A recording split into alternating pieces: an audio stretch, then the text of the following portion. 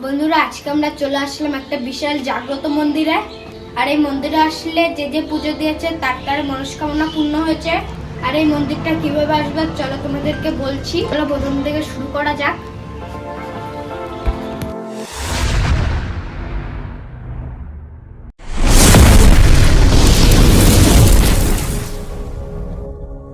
Hello বন্ধুরা, তোমাদের সবাইকে জানাই নতুন বছরের শুভেচ্ছা। আর এটা হলো 2026 সাল। আর বাড়ি বসে ভাবছিলাম 2026 সালটা কিভাবে শুরু করব। তারা আমাকে বললো চ একটা মন্দিরে যা যাক। আর মন্দির তো পবিত্র, তাই ভাবলাম 2026 সালটা মন্দিরে গিয়ে জীবনটা শুরু করব। তোমরা কে কে 2026 সালটা কিভাবে শুরু করলা কমেন্ট করে জানাও।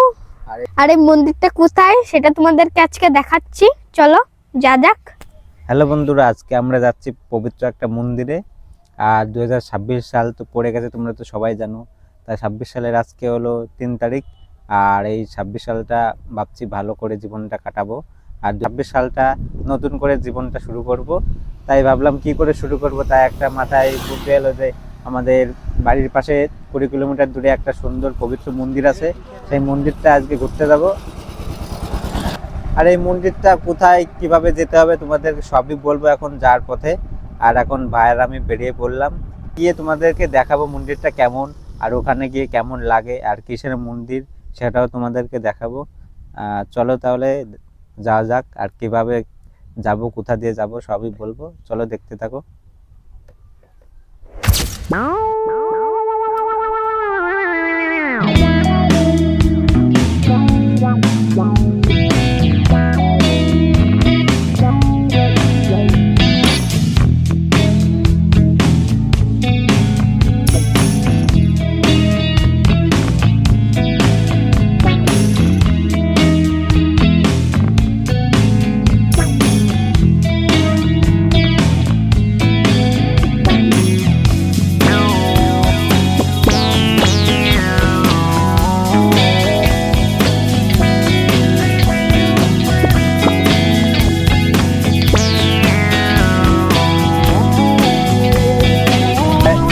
বন্ধুরা, ভাই আর আমি এখন গাড়ি নিয়ে বেরিয়ে পড়লাম সেই মন্দিরের দিকে যাওয়ার জন্য। আর আমাদের যেতে প্রায় আধা ঘন্টা টাইম লেগে যাবে, কারণ 20-25 কিলোমিটার দূর মন্দিরটা। একটা ভালো কাজের জন্য আধা ঘন্টা কেন 1 ঘন্টাও যাওয়া যায়। তাই আমরা সেই মন্দিরটা যাচ্ছি। আর ওই মন্দিরটা কেমন আর ওইখানে মানে কি কি আছে, কিসের মন্দির সবকিছু দেখাবো, চলো দেখতে থাকো।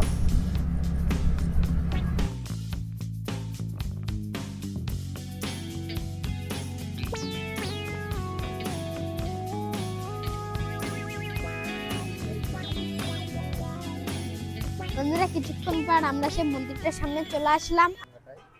আর এই মন্দিরটা হলো আরনঘাটায়।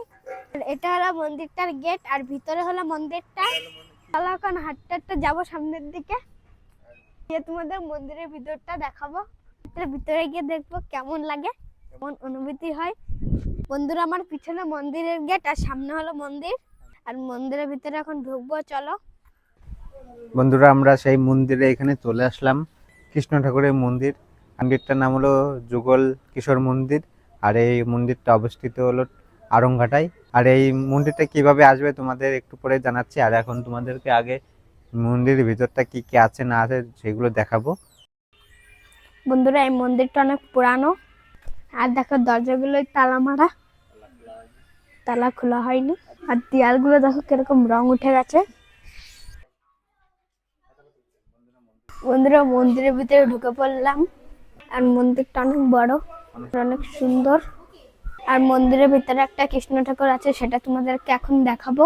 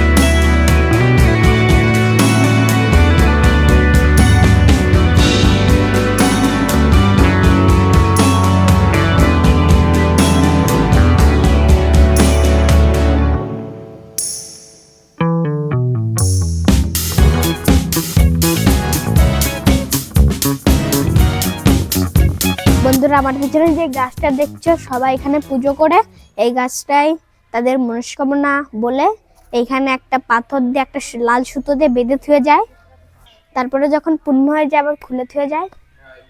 বন্ধুরা, তোমাদের যদি কোনো মনস্কামনা থাকে তোমরা এখানে পুজো দিয়ে এখানে এই গাছটা বেঁধে থুয়ে যাবা।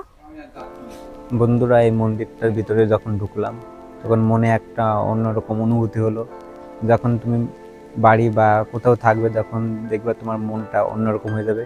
যতই ভাবনা চিন্তা মনে কষ্ট থাকুক না কেন, মন যখন এই মন্দিরে তোমরা ঢুকবা তখন মনটা পুরো শান্ত হয়ে যাবে। আর বন্ধুরা, তোমাদের বলেছিলাম এই মন্দিরটা আসার জন্য তোমাদের আড়ংঘাটা স্টেশনে আসতে হবে। আড়ংঘাটা স্টেশনে নামার পর কাউকে জিজ্ঞাসা করলে যে যুগল মন্দির কোথায়, সবাই তোমাদেরকে বলে দেবে। আর আমাদের বাড়ি বগুড়াতে, তাই আমরা গাড়ি করে এসেছি। আমাদের এখান থেকে প্রায় আধা ঘন্টা মতো লাগে।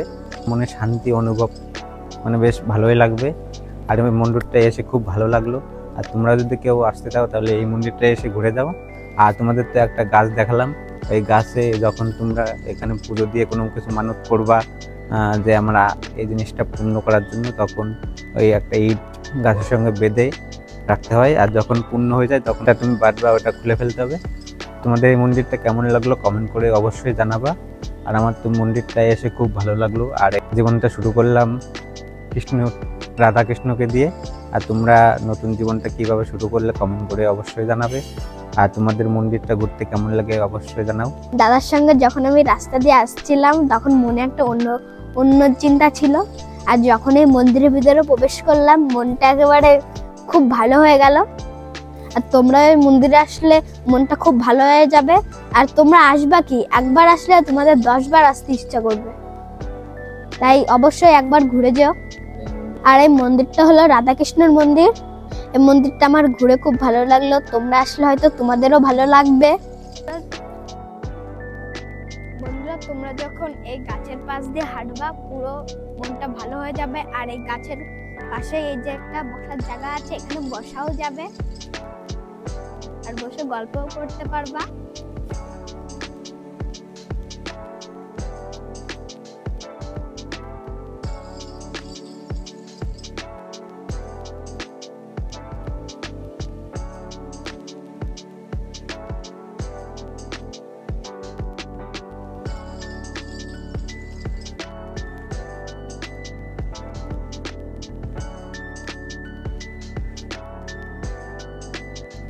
বন্ধুরা, আমাদের মন্দিরটা পুরো ঘোরা হয়ে গেছে। এখন আমরা মন্দির থেকে বেরিয়ে পড়বো। আর মন্দিরটা তোমাদের কেমন লাগলো অবশ্যই কমেন্ট করে জানাও।